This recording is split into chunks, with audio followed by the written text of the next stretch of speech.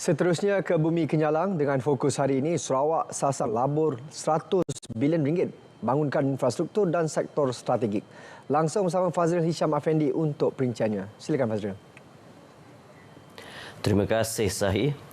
Sarawak akan melabur RM100 bilion untuk membangunkan infrastruktur dan sektor strategik dalam tempoh 5 tahun akan datang bagi meningkatkan ekonomi negeri. Premier Datuk Patinggi Tan Sri Abang Johari Tun Openg berkata, usaha tersebut melibatkan kerjasama kerajaan dan syarikat berkaitan kerajaan GLC. Jelasnya antara yang akan dibangunkan termasuk lapangan terbang antarabangsa yang baru, pelabuhan laut dalam dan jalan pesisir. Pada masa sama membangunkan sektor tenaga serta mewujudkan industri dan produk berteraskan ekonomi hijau. We want to invest in other infrastructure that will give support to the infrastructure that we have achieved. Our coastal road is about 12 billion initially, excluding the public sector. Datuk Patinggi Abang Johari berkata demikian semasa melancarkan laporan tahunan strategi pembangunan pasca COVID-19 PCDS 2030 di Kuching. Terdahulu dalam ucapannya Setiausaha Kerajaan Sarawak, Datuk Amar Muhammad Abu Bakar Marzuki memaklumkan sektor pembuatan dan pelancongan kekal menjadi penyumbang terbesar kejayaan strategi pembangunan pasca COVID-19 PCDS 2030. Pencapaian tersebut menentasi 6 sektor sejak pelan pembangunan 10 tahun itu dilancarkan pada 2021. Sektor pembuatan yang menarik RM21.5 bilion pelaburan yang diluluskan dari 2021 hingga 2023 dan mewujudkan lebih 11,000 pekerjaan baru. Ini disusuli sektor pelancongan yang merekodkan 3.9 juta ketibaan pelawat pada tahun lepas dan telah menjana pendapatan pelancongan hampir RM10 bilion. Komitmen Sarawak terhadap kelestarian alam sekitar bagi mengimbangi pencapaian ekonomi menyaksikan 32.5 juta pokok telah ditanam sejak 2021 hingga 2023. Dari sudut infrastruktur, sejauh 31,577 km rangkaian jalan telah dibina bagi meningkatkan akses dan ketersambungan. Utiliti turut mencapai liputan elektrik 99.4%, manakala bekalan air 84.3%. Bagi sektor tenaga boleh diperbaharui, Sarawak berjaya mengekalkan 60% campuran kapasiti tenaga boleh diperbaharui dan menjual 5 juta sijil tenaga boleh diperbaharui REC pada tahun 2023. Sementara itu, mengulas sasaran pelaburan RM100 bilion oleh Premier, Menteri Pelancongan Industri Kreatif dan Seni Persembahan, Datuk Seri Abdul Karim Rahman Hamzah optimis usaha itu akan mengubah lanskap pelancongan negeri. Dengan unjuran yang begitu besar, Sarawak dijangka berupaya menarik lebih ramai kemasukan pelancong dengan infrastruktur yang lebih baik.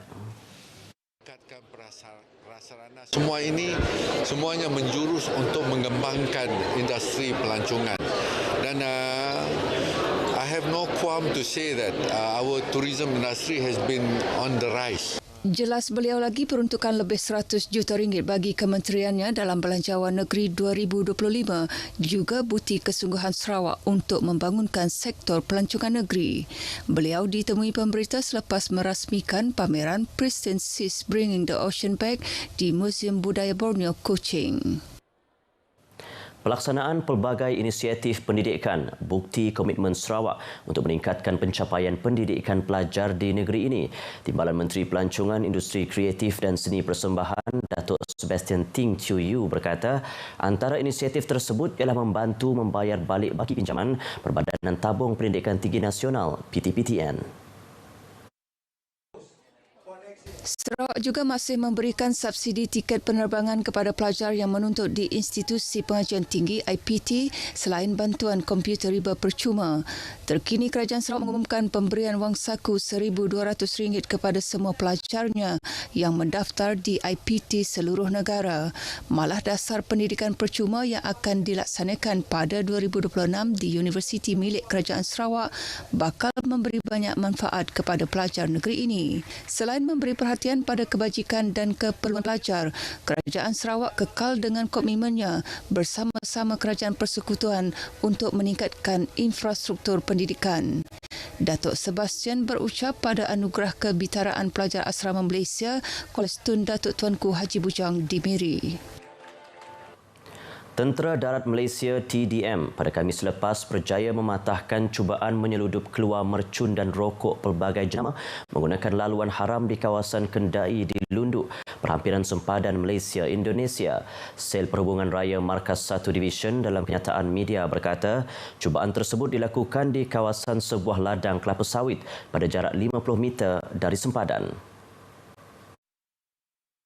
Kegiatan itu dilakukan menggunakan sebuah kenderaan utiliti sukan dan sebuah lori membawa muatan bertutup di laluan menghala arah Indonesia kira-kira pukul 12.30 tengah malam.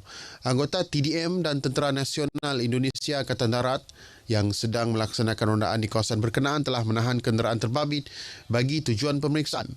Bagaimanapun, pemandu kenderaan bertindak melarikan diri ke arah sempadan Indonesia. Barangan yang ditinggalkan terdiri daripada 50 kotak mercun dan 3,800 karton rokok pelbagai jenama. Hasil rampasan dianggarkan berjumlah RM336,050. Laporan polis telah dibuat di Balai Polis Lundu dan semua barang rampasan telah diserahkan kepada pihak kastam. 11 warga asing ditahan menerusi ops selera yang dijalankan Imigresen Sarawak di 4 lokasi di sekitar Siburan Isnin lepas. Kesemua yang ditahan antara 14 individu yang diperiksa semasa operasi tersebut. Operasi dijalankan bahagian penguatkuasaan Imigresen Kuching. Mereka yang ditahan kebanyakannya bekerja di premis-premis makanan. Antara kesalahan yang dilakukan, tidak mempunyai dokumen perjalanan yang sah, tinggal melebihi masa dan tidak mempunyai pas yang sah untuk tinggal di Malaysia. Kesemua kes merupakan kesalahan di bawah Seksyen 6-1-C dan Seksyen 15-1-C Akta Imigresen 1959-63. Perkongsian itu tadi mengakhiri berita dari Sarawak. Dari sungai ke segara, Palestin pasti merdeka. Kembali bersama Sahi untuk perkembangan berita seterusnya. Baik Fazril, terima kasih.